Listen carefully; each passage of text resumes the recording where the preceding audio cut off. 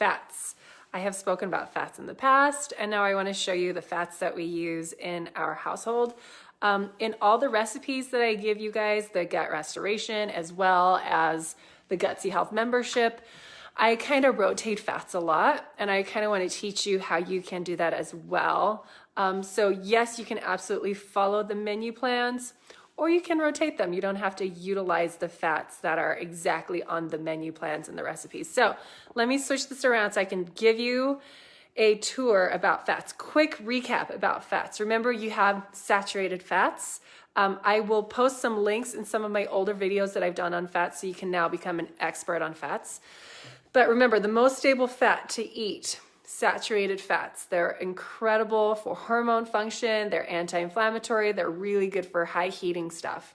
Then we have monounsaturated fats, so a little less stable, still really, really high in quality. You can still heat them.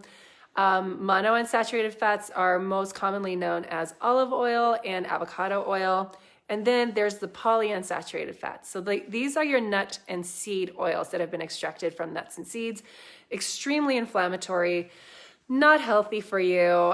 That's why I hardly ever put them in recipes unless it's a very specific Asian kind of flavor like sesame seed oil. So that will be utilized very sparingly, as you will see in my menu plans. And then you have trans fats, which no one should ever touch with a 10-foot pole. You won't even see that in my house. That's stuff like margarine, or that will be utilized in restaurants for cooking. You absolutely get it at Happy Meals, fast food restaurants. That fat, no one should, like, your body doesn't even know how to utilize that fat, so don't even go near it. So let me show you the fats that I use. I'll give you a tour. 1 second. Okay, so we're starting with saturated fats. You know it's a saturated fat because at room temperature it is solid. So coconut oil, I love. You guys, this is probably more unconventional, is beef tallow. So that's from cows, and then duck fat. Now you guys, duck fat is amazing. It tastes like nothing.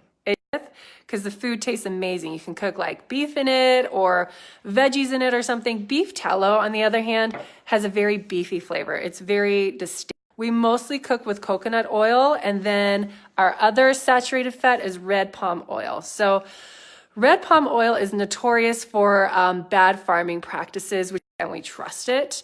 And so this, you guys, you want to utilize about once or twice a week. So high in vitamin A.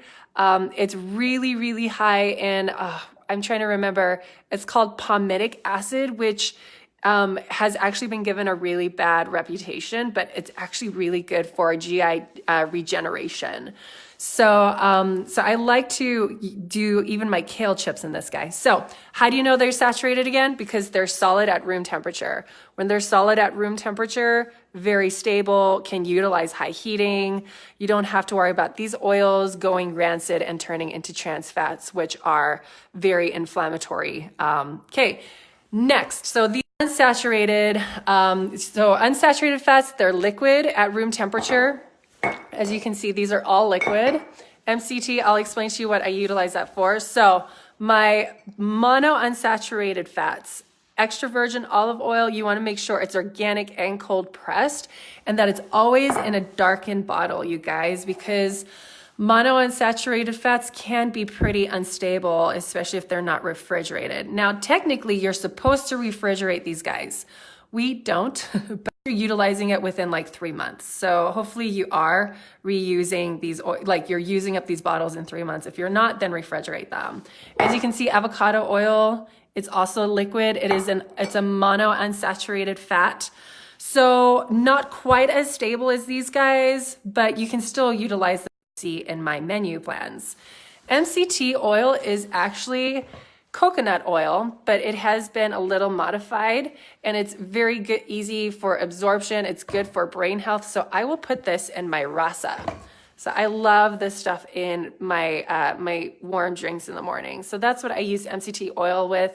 Also, you can put it, like if your kids are eating oatmeal, put some of this in their oatmeal, you guys. I put this in my kids' oatmeal every morning, and it is so good. So saturated fats, monounsaturated fats, and then polyunsaturated fats. The only polyunsaturated fat I have in this house is sesame seeds.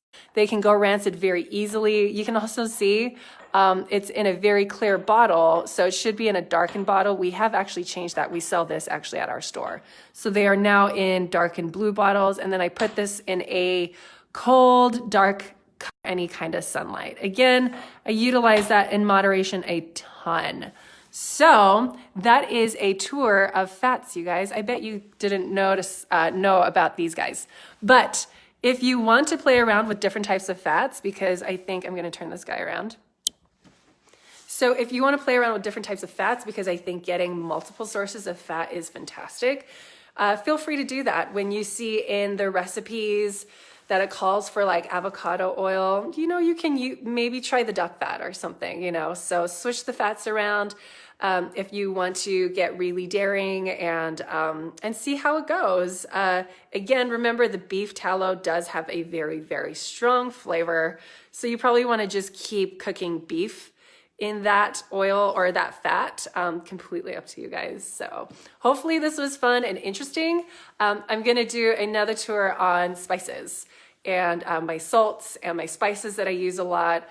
I get a lot of questions about nutritional yeast, so I'm going to talk about nutritional yeast and all of these other additives that I put in my foods. So that'll be next, I think, unless you guys have any other requests for anything else. So also, one last thing, gut restoration people. I didn't realize that I had scaled the menu plans halfway through for one person and then halfway through for two people. So half the recipes were scaled for one person and half the recipes were scaled for two. That has now been fixed. So make sure, my lighting's weird. So make sure you are going online and you are re-downloading all of those menu plans. They have changed a little bit. And every time I go in and change them, I change a few of the recipes too. So there are some new recipes in there. I took out one of the soups just because of a different soup I wanted to put in there. So please make sure you are downloading the updated version of the gut restoration program and you're printing that out and you're utilizing those scales. All right. Thanks you guys, and I'll talk to you later.